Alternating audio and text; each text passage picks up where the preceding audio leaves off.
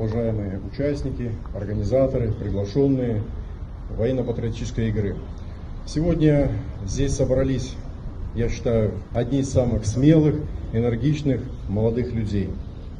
Уверен, что организаторы для вас приготовили не только наинтереснейшие этапы прохождения турнира, но и, конечно же, сложные. Поэтому каждому из вас сегодня придется проявить волю к победе, показать свои знания, умения и мастерство.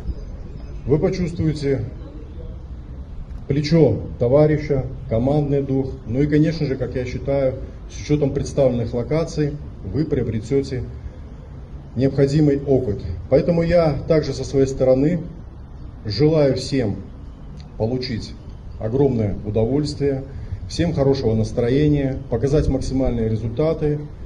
Пусть борьба будет насыщенной, честной и пусть победит сильнейший.